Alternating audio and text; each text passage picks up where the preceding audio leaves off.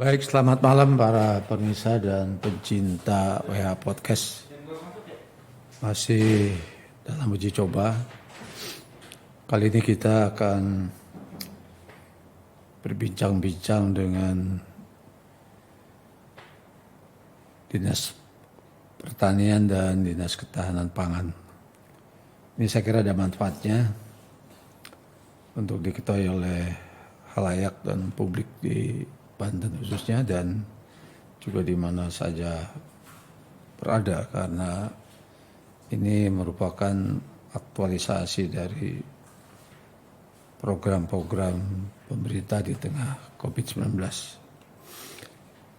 Tapi kali ini disponsori oleh cincau daun.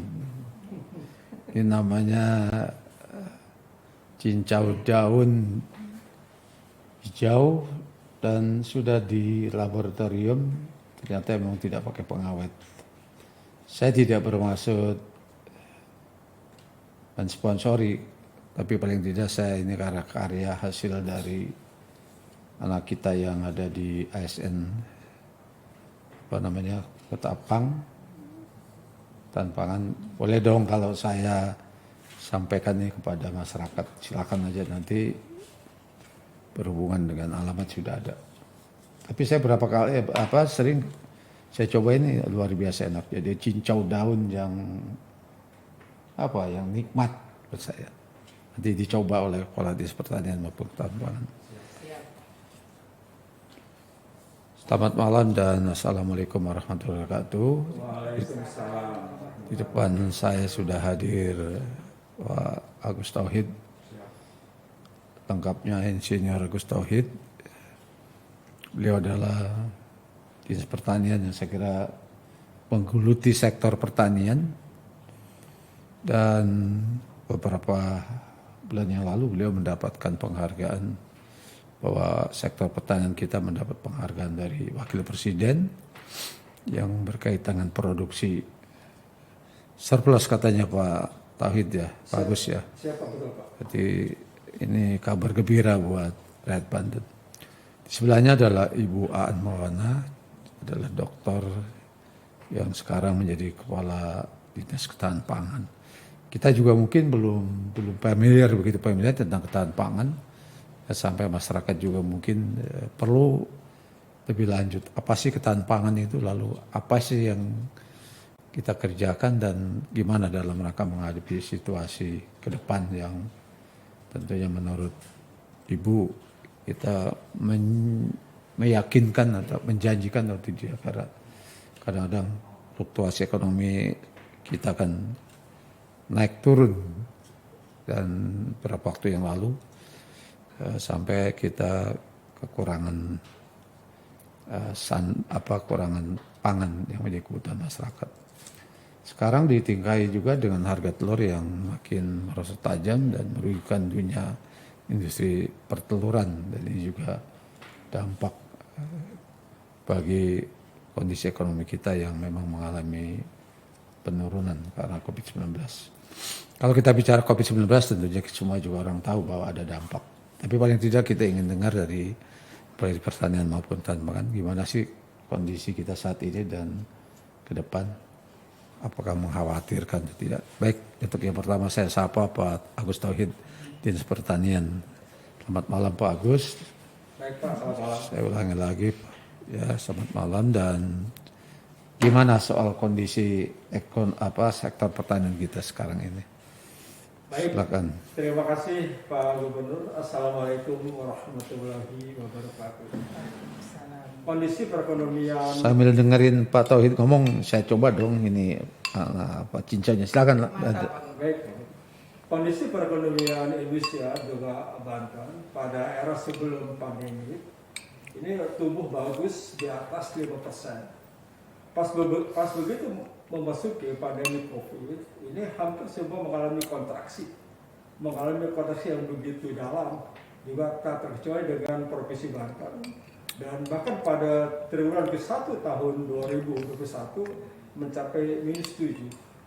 Kecuali pada sektor pertanian. Sektor pertanian justru luar biasa tumbuh positif tumbuh Artinya sektor pertanian nggak mengalami kontraksi ya, baik. tidak ikut-ikutan drop begitu ya. Sektor pertanian justru apa? Semua sektor dari semua triwulan tumbuh positif. Tumbuh positif di sini ada beberapa indikator pemicunya. Kenapa tumbuh positif? Pertama, situasi apapun juga, apakah situasi perang, bencana, normal, tetap manusia membutuhkan pangan. Dan apalagi pangan dalam situasi COVID dengan tujuan utama untuk menambah imunitas. Di sini satu kekuatan sektor pertanian yang dirancang melalui sebuah program perencanaan yang harus mampu quick yielding, cepat menghasilkan.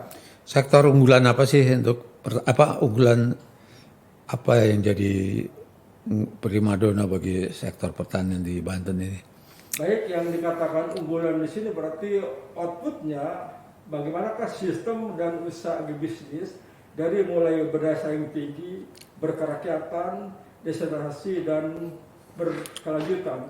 Ini kan semua 4 pilar. Salah satu yang paling unggul pada sisi sektor tanaman pangan adalah di padi. Padi. Padi. Kita cukup potensial padi. Padi luar biasa cukup potensial, dan dari catatan sejarah dari semenjak Banten masih gabung dengan Jawa Barat sampai dengan sekarang. Kalau dibandingkan antara kebutuhan rakyat Banten dengan produk padi yang bisa kita hasilkan, ini relatif masih terpenuhi nggak kebutuhan rakyat Banten untuk untuk kebutuhan makan dan dibandingkan dengan produk padinya sendiri. Artinya kita bisa mencukupi kebutuhan masyarakat Banten nggak dari produk pertanian. Baik, Padi. itu disebut neraca bahan makanan termasuk dalam kategori surplus. Surplus. Artinya kelebihan gitu ya. Betul, betul. Dan kemudian dengan angka kelebihan itu, Banten mendapatkan apresiasi. Bisa dihitung nggak secara rasional bahwa kebutuhan beras kita berapa besar sih setahun itu, berapa ton katakanlah? Baik, kalau menghitung per bulan, itu per bulan dibutuhkan 110.000 ton. Berarti kalau 12 bulan berapa tuh kira-kira itu ya? 110 berarti 1.300.000 ton. Sementara produk pertanian kita, padi kita setahun berapa ton yang bisa kita hasilkan? Waktu kemarin yang tahun yang sekarang itu mencapai 1,7 juta ton. Itu udah jadi beras ya? Beras. Udah jadi beras. Sudah beras. Dengan produk yang saya kira cukup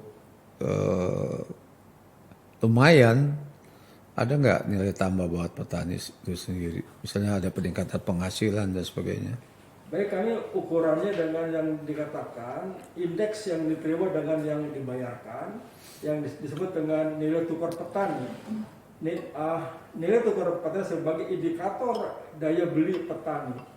Nah, untuk indeks tanaman pangan dalam catatan BPS dalam kurun waktu 2 tahun terakhir ini semua di atas 100%, menandakan bahwa petani padi di Banten secara umum masih di atas rata nasional, berarti cukup sejahtera. Di atas rata-rata nasional. Betul. Jadi kita untuk nasional nomor berapa? Untuk nasional, untuk NTP dalam 2 tahun terakhir kita pada angka ke-8 sampai ke-10 nasional. Berarti kita termasuk lumbung padi, punya daerah penghasil padi. Betul. Betul. Meningkatnya produk masyarakat ada intervensi pemerintah, pemerintah daerah misalnya. Baik, kami menghitung ada sebuah asumsi dalam 1 tahun angka tanam 400.000 hektar. Dengan asumsi 1 hektar 6 juta, berarti setahun ada nilai investasi rakyat 2,4 triliun rupiah. Nah, ini angka yang tidak sedikit. Di situ akan melibatkan industri pupuk, berbenihan, dan juga pengairan, semua akan terlibat dalam setahun. Itu dibantu oleh pemerintah. Itu untuk bantuan pemerintah hampir masuk dalam kategori sekitar 1/3 subsidi dari pemerintah. 1/3 dari 2,4 triliun. Sepertiga dari cost atau biaya produksi. Betul. Ngomong-ngomong soal biaya produksi ini kan sudah ramai di banyak tempat bahwa masyarakat tergantung pada musim ijon ya, tergantung pada mereka kapitalis yang sudah diijon lebih dahulu sehingga ketika harga gabah atau padi naik dia tidak meningkat juga nilai tambahnya. Bagaimana pemerintah mengintervensi adanya peranan-peranan pihak ketiga atau katakan pemilik modal yang sudah setiap tahun selalu mengijon, selalu memberikan membantu investasi tapi dengan bunga yang tinggi atau menurunkan harga jual gabah. Baik, kalau menghitung yang dikuasai oleh negara, kalau untuk produksi padi nasional juga Banten, yang dikuasai negara masih di bawah 10%. 10%. Itu paling hitungan 8%. Itu sisa adalah mekanisme pasar. Nah, kalau hitung-hitung mekanisme pasar, hanya 92 itu adalah ditentukan oleh mekanisme pasar. Petani kita banyak petani penggarap juga. Kira-kira persentasenya masih cukup tinggi Kak di Dari Banten? hasil sensus pertanian ST 2013 yang dikatakan petani di Banten adalah 60% penggarap. Penggarap. Itu 60% sebagai Jadi penggarap. ketika pasarnya cukup bagus dia tidak menikmati 100%. Secara sesungguhnya, secara pribadi dia tidak menikmati keuntungan yang tinggi. KUR sendiri gimana? Kredit usaha kalau- rakyat Baik, berjalan baik nggak di Banten? kur untuk di Banten, catatan yang semula tahun kemarin Pak Gubernur, Banten masuk peringkat terendah kelima angka penyerapan. Tahun ini kita ada dobrakan yang cukup tinggi di mana proses edukasi kepada para pelaku usaha sudah bisa menikmati. Contoh paling mudah, waktu kemarin juga saat kunjungan Menteri Pertanian, kur yang tersalurkan itu sudah di atas 50 miliar rupiah untuk 50 miliar. itu pada subsektor tanaman pangan. Ngomong-ngomong soal area, soal lahan produksi masih cukup luas gak kita Banten ini? Banten bersyukur dengan adanya Perda nomor 4 tahun 2015 ini kan akan mengalami revisi di mana ada proses perlindungan lahan pangan berkelanjutan di Banten. Di wilayah utara relatif sekarang udah banyak tumbuh perumahan-perumahan.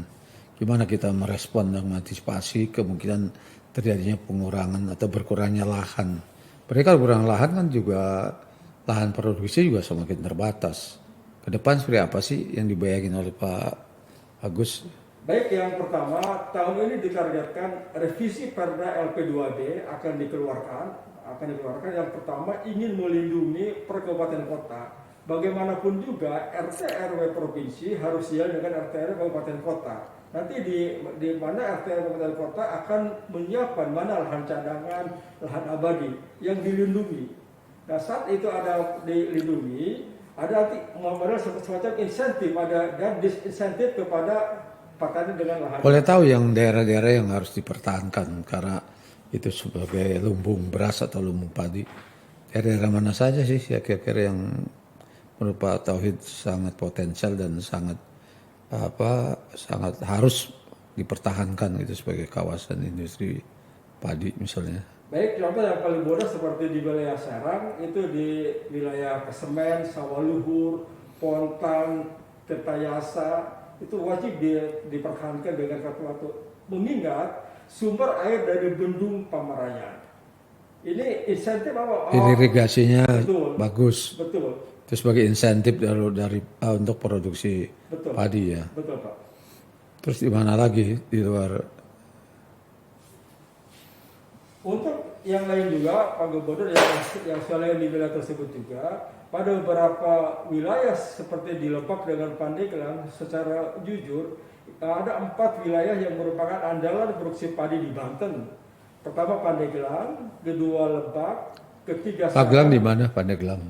Pandeglang itu yang pertama di Pandeglang Selatan, di Cikesik, Panimbang. Oh Cikesik ya?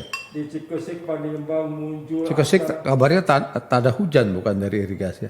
Betul Pak Gubernur, kita ada pun juga fungsi irigasi di wilayah Cikesik belum optimal berjalan karena Musim panas gimana? Bisa enggak? Di situ kami memberikan bantuan pompanisasi Pak Gubernur. Pompanisasi dari air kali. Betul. Tahun berapa kali tuh? Kalau secara hitungan rata yang dikatakan dengan indeks pertanaman itu setahun itu 2 kali Pak Gubernur. 2 kali panen. 2 kali panen. Lalu saya dengar sekarang ada juga teknologi baru setahun bisa 3 kali. Itu belum diperkenalkan ya. Kita bahkan udah dengan setahun 4 kali itu 4 kali, setahun 4 kali. Itu namanya IP 400. Itu setahun bisa tanam 4 kali. 4 kali panen. Kualitasnya gimana? Kualitas sama, hanya di situ ada proses percepatan perbibitan dengan pengolahan tanah. Kata kunci ada di air. Kunci air. Air. Irigasi berarti. Betul. Pemirsa, bahwa baru saja kita dengarkan yang berkaitan dengan sektor pertanian, bahwa ternyata Banten itu salah satu provinsi yang lumbung padi dengan berbagai aktivitas masyarakat yang memang saya kira ini sudah merupakan kegiatan ekonomi yang dari tahun ke tahun ya, turunan ya. Cuma kita berharap bahwa sumber-sumber produksi yang selama ini untuk pertanian itu tidak dirubah di lahan misalnya pabrik atau perumahan. Seputar padi saya kira teman-teman sudah bisa dengarkan tadi ya penjelasan Pak Agus. Nah, soal sektor pertanian kan cuma tidak hanya padi. Kira-kira unggulan mana lagi produk yang bisa kita tawarkan jadi unggulan, apalagi samping padi ada apa lagi kira-kira Banten? Baik, yang kedua pada subsektor perkebunan itu yang sudah menjadi unggulan yang sudah berskala ekspor. Perkebunan apa itu? Itu ada perkebunan rakyat dengan gula semut. Gula semut ya. Gula semut. Itu masif nggak di lapangan? Atau ada semacam perluasan lahan atau perluasan pohon aren? Apakah memang kita hanya mempertahankan yang sudah ada? Baik, udah kami kembangkan dengan cara pengembangan menggunakan varietas unggul yang sudah dirilis oleh Menteri Pertanian menjadi unggul nasional. Unggulan nasional. Dan ternyata Banten sudah mampu menciptakan varietas unggul baru untuk aren, namanya aren parasi yang berumur genjang. Ini sudah ngomong-ngomong sudah masuk pasar global. Itu sudah ekspor udah. Betul. Itu ekspor ke Singapura, Korea, Amerika dengan Uni Eropa. Dan kelebihan gula semut Banten pertama sudah organik internasional. Baik. Organik internasional apa artinya? Ya, sudah terakreditasi oleh USA dengan Uni Eropa. Sudah ada semacam sertifikasi gitu. Betul. Dan ini kita punya nilai jual dan daya jual yang cukup tinggi untuk gula aren di Banten. Boleh tahu berapa ton sih yang kita bisa ekspor per bulan atau bisa per tahun? Dalam per bulan itu minimal ekspor ke Korea Selatan 2-4 ton. Itu rutin. 2-4 ton per bulan? Iya, betul. Anunya gimana? Pasarnya cukup bagus? Pasar luar biasa. Harga misalnya? Harga Banten paling kompetitif, boleh dikatakan aren Banten paling mahal di tingkat nasional. Paling mahal. Berarti petani cukup samping produktif juga punya duit dong, punya penghasilan yang memadai. Ini luar biasa Pak Gubernur, kami menghitungnya kepada daya beli petani aren di Banten yang paling tinggi dibandingkan dengan perkebunan yang lain. Covid nggak berpengaruh? Covid justru itu, walaupun Covid tadi ekspor masih tetap jalan. Itu justru lebih meningkat Pak Gubernur. Lebih meningkat. Karena apa? Karena mungkin persaingan dari negara lain atau? Yang pertama adalah gula semut merupakan pilihan yang terbaik dalam situasi Covid. Dan yang kedua, permintaan pasar dunia terhadap aren Indonesia, terutama Banten yang paling banyak diminati. Jadi standar itu udah sertifikasi dan standar internasional berarti. Betul, siap. Lalu apalagi samping aren mungkin kira-kira yang menonjol, apalagi yang unggulan apalagi kira-kira? Yang unggul yang kedua untuk di perkebunan ada di kopi. Kopi apa? Karena kopi dari Banten enak itu nikmat atau memang bagaimana kira-kira dengan produksi yang selama ini?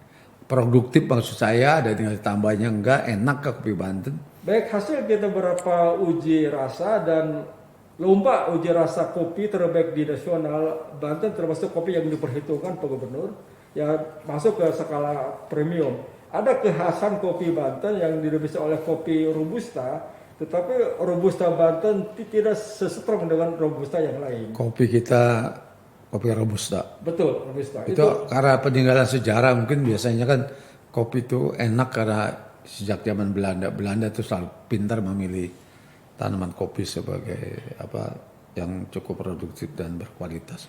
Ada nggak tanaman zaman Belanda yang masih dikembangkan sampai hari ini? Baik, sampai sekarang masih ada. Pertama di Gunung Karang, yang kedua di daerah Kabupaten Lebak di Haryang di Muncang. Kami jadikan itu merupakan pohon induk yang kami remajakan. Potensi untuk ekspor ada nggak? Potensi ekspor ya sekarang sudah mulai kami tata Pak Gubernur, karena untuk ekspor juga, untuk situasi dalam negeri juga, sisi aspek Selama ini permintaan masih mencukupi kebutuhan dalam negeri. atau perdagangan dalam negeri. Dalam negeri. Dan itu pun juga belum bisa kami penuhi semua Pak Gubernur. Hanya kami punya cita rasa yang khas untuk kopi Banten. Kita punya cita rasa yang Khas. lebih khas dibandingkan. Saya kira itu juga cukup bagus untuk dikembangkan. Dan ngomong-ngomong kopi, sebenarnya kita juga ada, bukan sponsor sih, ini kopi asli Banten, kopi WH. Saya kira ini mungkin Kopi ya bisa kita kembangkan ke depan. Setelah kopi apalagi kira-kira yang Untuk yang lain, selain kopi Pak Gubernur, kita juga sangat potensial di kelapa. kelapa gitu, kelapa muda. Bisa kelapa dalam, bisa kelapa kopior. Ini punya potensi pasar yang cukup tinggi untuk Banten. Selama ini sudah diproduksi dengan bagus nggak? Ya, Dengan standar kualitas. baik, sekarang sudah juga diproduksi sesuai dengan permintaan pasar. Contoh paling mudah seperti kelapa cungak merah CM, itu permintaan pasar luar biasa sekali. Dan secara program kami kembangkan secara masif Pak Gubernur. Ya, Iya. betul. Ngomong-ngomong soal kelapa, kemarin kopi itu sampai 50.000 per butir. Betul. Ya, ini berarti memang. Dan kalau kita lihat pasar yang Jakarta itu relatif kelapa muda berasal dari Banten. dari Banten. Coba kalau kita lihat dengan begitu besarnya produksi kita dan ternyata memang sekarang itu supply-nya, permintaan juga cukup tinggi. Kita nggak punya cadangan nggak perkebunan kelapa apabila ini sebenarnya kelapa ini kan makin tua dan kurang produktif. Kita sekarang sudah mulai nggak sistem plasma atau sistem apa kita bisa kembangkan kelapa untuk menyongsong permintaan ke depannya semakin banyak. Baik, dalam semasa era Pak Gubernur, kami rancang dan sudah kami lakukan mulai peremajaan yang masif untuk kelapa di Banten. Hampir setiap tahun Provinsi Banten melalui Dinas Pertanian memberikan bantuan bibit yang terbaik untuk rakyat untuk peremajaan. Dan kondisi ini bisa ada mendapat Berapa hektar yang mulai kita kembangkan? Bisa dalam bentuk hektaran atau cuma hitungan pohon? Kalau hitungan pohon yang kami bantu Pak Gubernur itu di atas 50.000 bibit untuk kelapa. Dari mulai kelapa CM, kelapa kopior, dan bahkan kelapa pandan yang berumur genjang. Itu respon dari petani luar biasa cukup tinggi. Tapi kalau kita lihat tiap hari ke Jakarta nanti nggak habis nggak kelapa di kita? Ya ini kan karena yang namanya proses berbuah kelapa hampir tidak pernah mengenal musim Pak Gubernur. Jadi makanya ada proses. Ya artinya kan memang yang diangkut ke Jakarta hampir tiap hari begitu banyak. Ada nggak kekhawatiran misalnya takut kekurangan kelapa atau kekurangan produksi? Ya kalau sampai saat ini jujur kalau misalnya ada kebutuhan massal tentu kita akan kekurangan Pak Gubernur. Kami ini ada pembinaan nggak buat para petani kelapa?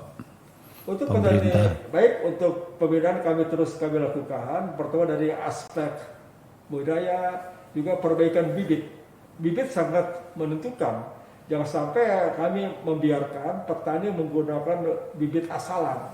Justru akan merugikan kepada petani. Seperti itu. Baik, saya kira pemirsa kita rehat sebentar. Silakan Bu An, kita coba ini cincaunya. cincau yang Siap, Bu Ustaz. enak. Cincau daun. Bismillah. Daunnya.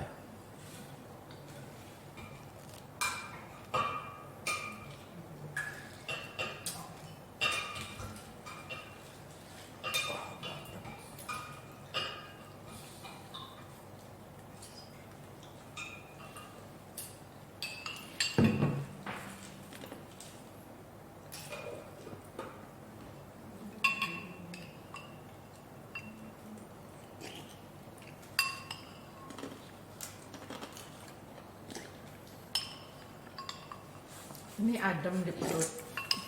Enak. Pemirsa, baru saja kita bincang-bincang dengan Dinas Pertanian Pak Agus Tauhid.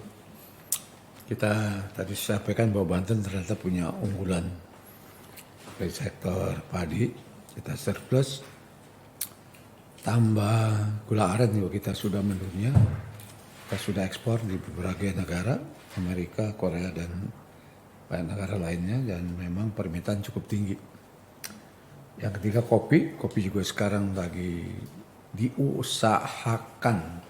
Tapi dari potensi katanya kopi Banten juga robusta, tapi beda dengan kopi-kopi yang lain. Jadi para penikmat kopi tentunya ini salah satu kopi Banten yang sering dijadikan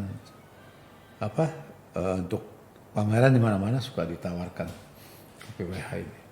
Terus yang terakhir kelapa juga potensial. Kalau kita lihat di Jakarta, kalau kita tanya kelapa muda itu relatif berasal dari Banten, khususnya Pandeglang. Ini juga potensi yang luar biasa, cuma memang ke depan pemerintah harus punya inisiatif untuk mengembangkan ini, jangan sampai nanti permintaan tinggi tapi kita terjadi kelangkaan. Saya kira dengan Pak Agus Tauhid sebelahnya ada Bu Aan, orang masyarakat belum begitu familiar, begitu paham betul sebenarnya ketahanan pangan tuh ngurusin apa sih gitu ya. Nah, silakan Bu Aan. Baik. Terima kasih Pak Gubernur, dan saya juga menyapa para pemirsa. Selamat malam para pemirsa, salam sehat untuk kita semua. Jadi Pak Gub, tentang ketahanan pangan itu adalah suatu kondisi sebenarnya. Ketahanan pangan adalah suatu kondisi terpenuhinya pangan bagi negara maupun perseorangan yang terjamin keberadaannya, mutunya untuk hidup yang sehat, aktif, produktif, dan berkelanjutan.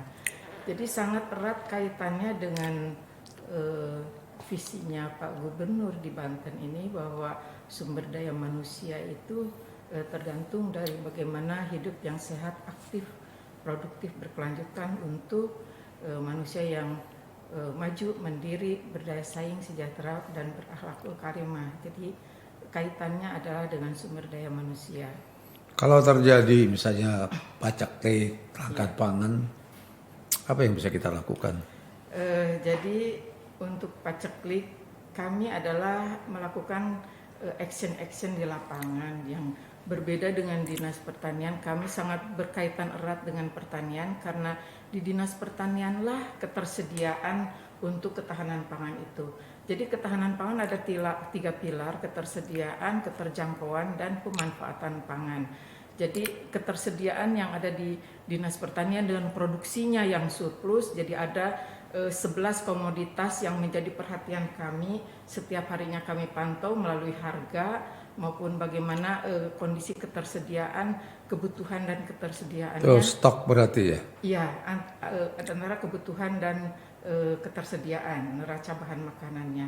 Jadi untuk yang sebagian besar komoditas untuk padi, jagung, bawang merah, daging unggas, daging ruminansia, telur, itu kita surplus kecuali cabai merah, Pak. Cabai merah daging dengan kedelai. surplus. 11 komoditas. Bukan kata sekarang ini daging lagi mahal enggak? Daging, kalau saya lihat daging ruminansia sekarang harganya di 135.000. Cabai merah menjadi masalah sekarang. Cabai merah masih relatif wajar, sekitar 24-25.000, Pak Gu. Tetapi harga telur sekarang sudah beranjak naik. Hari ini dari 18.000 sudah naik ke 19.000. Naik 1.000 rupiah. Naik 1.000. Sempat kemarin ada demo dari. Ya, sampai ada harga 12.000, 12.000. ya. Itu. Jadi sekarang alhamdulillah harga sudah. Sebab kalau harga telur murah kan masyarakat diuntungkan, konsumen. Tetapi kasihan untuk harga jagungnya, Biaya produksinya. Di produksinya tetap berkaitan di hulunya, bagaimana hilir di pasar, tapi dampaknya ke pasar yang. Kalau apa terjadi misalnya harga telur drop atau turun, Ya. ketahanan pangan ikut berbuat apa? Jadi selama ini kami melakukan stabilitas harga dan stabilitas pasokan, terutama pada saat harga-harga naik. Pada penyediaan atau intervensi pasar? Ada intervensinya. Jadi Intervensi. salah satunya Pak Gub mungkin tahu juga ada Toko Tani Indonesia Center, itu merupakan pasar mitra tani kami dengan para petani. Dengan harga yang dengan harga di bawah harga pasar. bisa dijangkau. Ya. Dan juga pada saat kondisi pandemi dari mulai 2020, pada saat PPKM itu kami melakukan. Kalau telur kemarin turun, apa sih yang bisa dilakukan pemerintah? Nggak mungkin kita nombokin misalnya. Iya. Pada saat harga telur turun, memang kami berusaha mempromosikan harga telur itu ke masyarakat. Membantu mempromosikan. Iya, membantu mempromosikan karena kami mempunyai mobile toko tani, Pak Gub. Jadi dengan menggunakan toko tani ikut memasarkan, ikut memasarkan, ikut menjual. ikut menjualkan. Begitu juga apabila harga naik, kami ikut memasarkan untuk masyarakat bisa mengakses pangannya dengan mudah, murah, tetapi berkualitas. Artinya kalau naik gak mahal-mahal amat, bisa dikendalikan. Iya. Kalau turun juga jangan begitu drastis turunnya. Betul. Jadi ketahanan pangan menjaga keseimbangan antara kepentingan produsen maupun kepentingan konsumen, dalam ini masyarakat gitu. Ada stabilitas harga dan stabilitas pasokan, terutama beras. Jadi kami punya namanya LUPM, Lembaga Usaha Pangan Masyarakat. Jadi ada intervensi pemerintah terhadap lembaga usaha itu melalui permodalan peralatan dan biaya distribusi maupun kemasan itu, Pak Gub. Jadi sampai ke masyarakat harga beras medium itu hanya mencapai sekitar 8.500. Kalau dihitung-hitung kami melakukan subsidi sekitar Rp1.000. Pemerintah memberikan subsidi. Ya, artinya dalam bentuk permodalan barang untuk RMU-nya dengan untuk biaya transportasi atau biaya kemasan. APBD berapa yang dianggarkan setiap tahun untuk ketahanan pangan? Masuk intervensi pasar atau menjaga apabila terjadi situasi paceklik dan sebagainya. Ya, melalui APBD memang tidak terlalu besar, Pak Gub. Tetapi ada dari pemerintah pusat yang turut membantu untuk cadangan. Karena ada banper dari pemerintah pusat itu, melalui banper itulah yang membantu untuk masyarakat. Pemerintah menyiapkan bumper untuk bantuan pemerintah. Ya. Apabila terjadi kelangkaan Ya, atau apa? dalam bentuk tunai ke kelompok. Kelompok. Ya, ada tunai. Lalu apa lagi yang dilakukan oleh ketahanan pangan? Nah, selain itu, jadi untuk menstabilkan harga sudah dilakukan oleh Toko Tani Indonesia Center. Juga kami ada cadangan pangan. Cadangan pangan di Permentan nomor 11 tahun 2018 bahwa kewajiban provinsi itu adalah, kalau kami hitung sekitar 1.400 ton, Pak Bu. Bahan pangan apa sih yang disiapin oleh provinsi? Ya, cadangan. Samping beras misalnya? Kalau untuk cadangan pangan kami hanya beras. Hanya beras. Hanya beras, sesuai dengan permentannya beras. Itu sampai hari ini kami ada stok di 429 ton, tetapi sesuai arahan Pak Gub, kami bulan September dan November nanti 294 496,5 ton. Ya. Itu saran dari cadangan itu berdasarkan pengalaman, apa sudah dimitigasi atau memang berdasarkan pengalaman yang lalu bahwa cadangan itu harus sebesar itu? Jadi memang ada di permentannya berdasarkan jumlah penduduk, berdasarkan jumlah konsumsi. Penduduk. Ya. Jadi ada hitungannya 0,5% kali jumlah penduduk kali konsumsi per kapita, yang sesuai hitungan dengan Dinas Pertanian 99,2 kg per kapita per tahun. Orang Banten makan beras itu seorang per hari berapa sih? Kalau per kapitanya 99,2 kg per kapita per tahun, Pak Bu. Per tahun. Tapi kalau per hari kita hitung per hari cukup dengan 1/4 liter atau sekitar 280 gram. Ya, Jadi 1 liter itu bisa buat 3 hari untuk buat per orang ya. Per orang, ya. Kalau satu keluarga bisa 1 liter buat bisa 6 orang kali ya. Tapi menurut Ibu ke depan seperti apa sih Banten nih? berkaitan dengan masalah tadi soal ketahanan pangan, ketersediaan pangan. Tadi kan dengan pertanian sebenarnya tahun ini surplus ya. Iya. Ke depan kira-kira apa yang menjadi persoalan?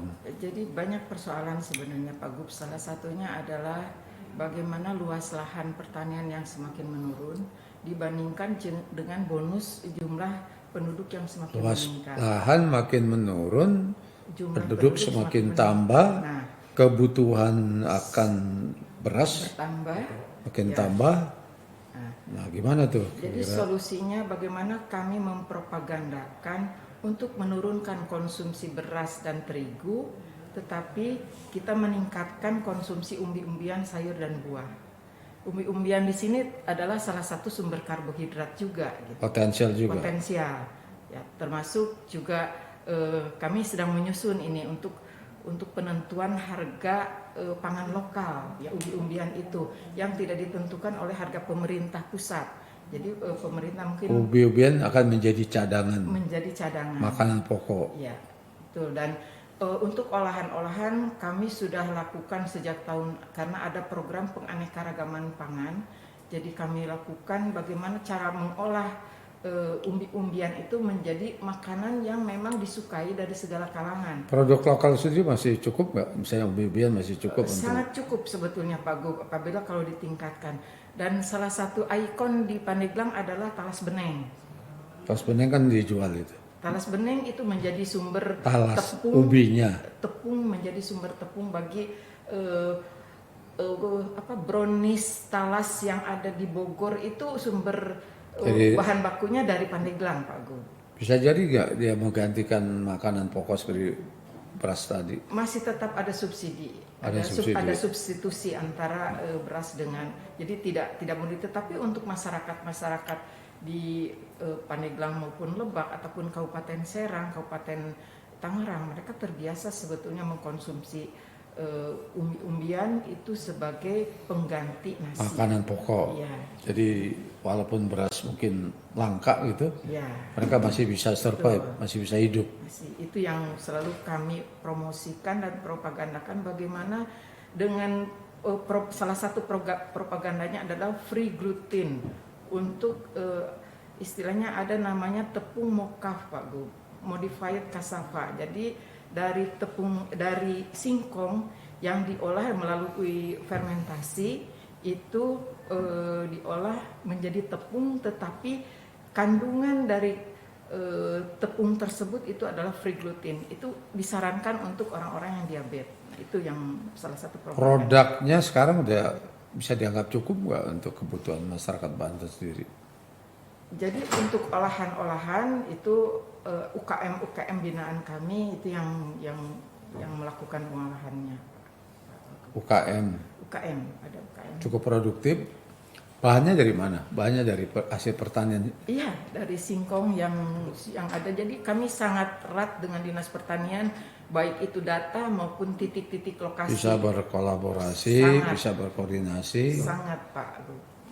Karena ketersediaan ada di Dinas Pertanian. Apa predik kita ke depan kira-kira 2-3 tahun kita masih aman 2-3 tahun untuk kebutuhan pokok atau kebutuhan tahanan pangan kita masih cukup. kalau dilihat dari neraca dari beras masih surplus.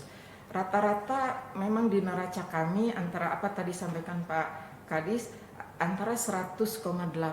Kadang-kadang untuk bulan-bulan tertentu ada 4 bulan menjelang HBKN, Hari Besar Keagamaan, itu memang ada peningkatan konsumsi beras.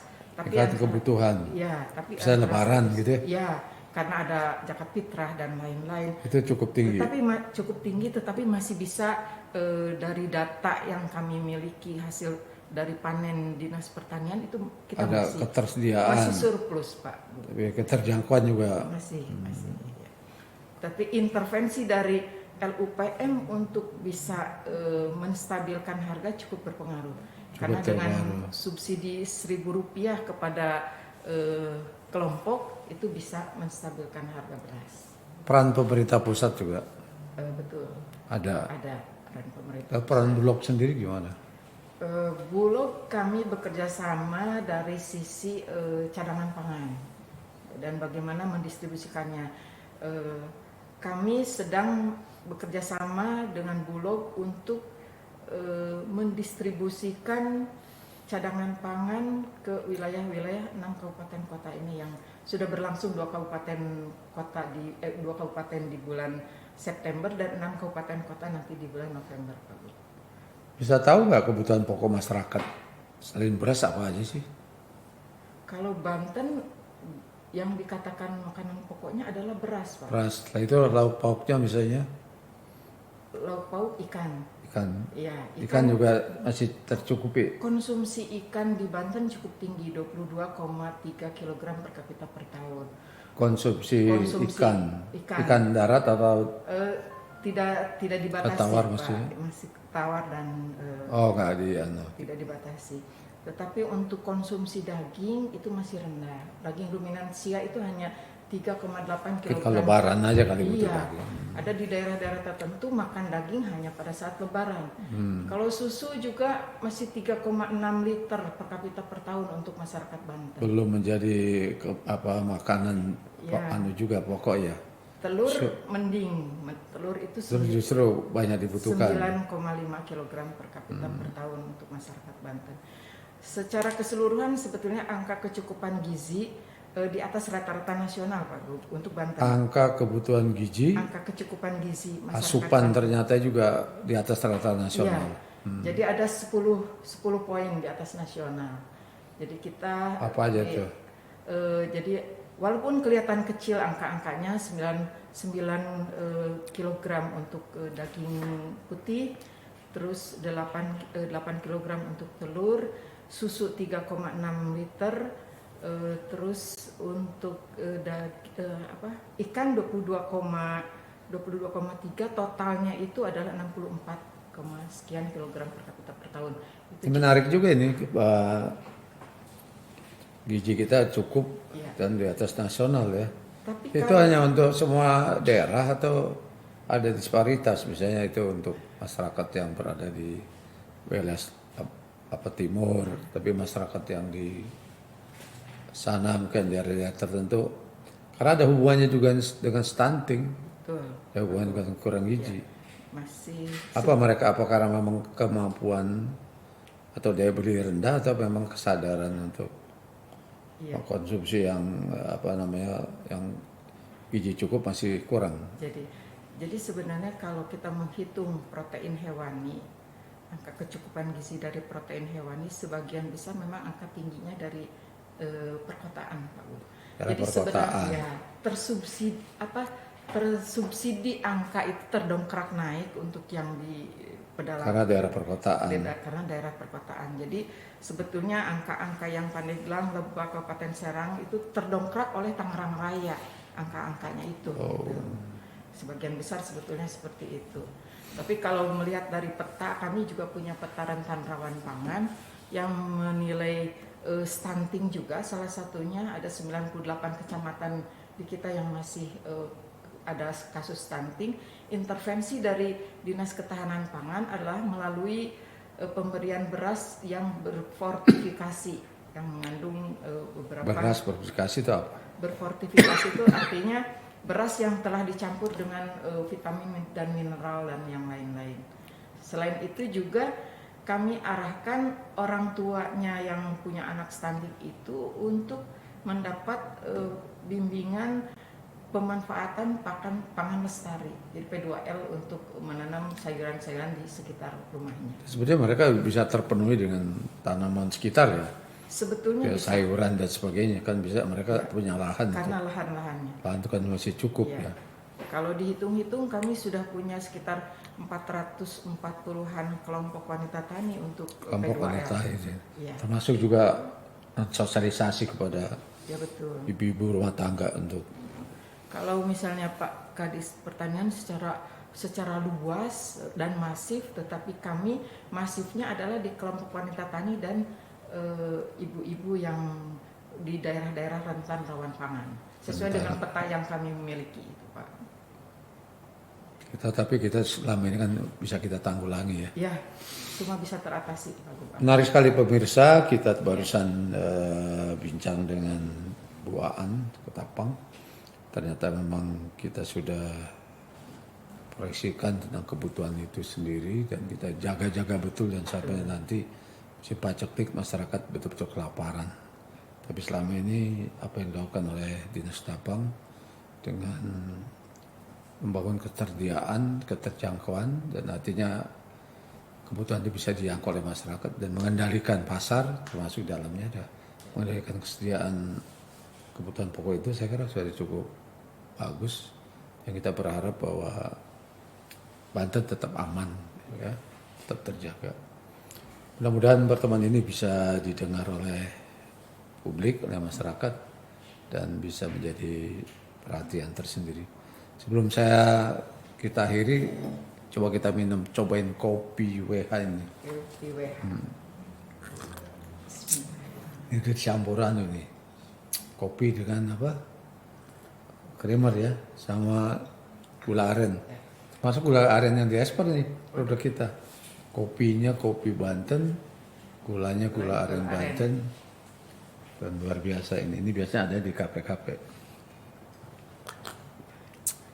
Saya kira Bu Aan, ada sedikit mungkin ada hal yang perlu disampaikan sebagai Iya. closing statement atau apa, silakan. Baik, terima kasih Pak Gub. Jadi dengan ketahanan pangan ini bagaimana caranya setiap jengkal tanah di sekitar kita tanami dengan tanaman yang berguna. Dimanfaatkan. Lalu bagaimana juga obsesi kita mungkin Pak Gub di Provinsi Banten karena pondok pesantren ada lebih dari 4.000, bagaimana mandiri pangan di pondok pesantren itu Kembangkan.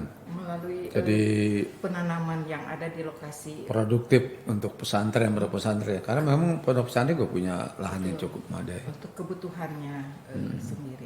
Mungkin itu Pak Gub. Pak Agus Tauhid mungkin ada statement terakhir. Baik, terima kasih. Untuk meningkatkan produksi pertanian di Banten harus berbasis kawasan dan kewilayahan dengan pendekatan kepada kelompok bukan kepada pribadi. Melalui pendekatan kelompok dan gabungan kelompok akan mampu meningkatkan produksi pertanian pada kawasan dan kewilayahan di Banten. Insya Allah posisi pangan di Banten Khususnya beras dan pada beberapa kawasan lain masih sangat mencukupi. Dan insya Allah Banten terbebas dari kata bahasa kelaparan di Banten. Jauh itu terjadi di Banten. Luar biasa pemirsa bahwa dua kepala dinas ini memberikan bukan janji tapi memang memberikan informasi pada kita bahwa alhamdulillah 2-3 tahun ini soal kebutuhan pokok katakanlah cukup aman. Terima kasih Pak Tauhid, terima kasih Bu Aan. Assalamualaikum warahmatullahi wabarakatuh. Waalaikumsalam warahmatullahi wabarakatuh.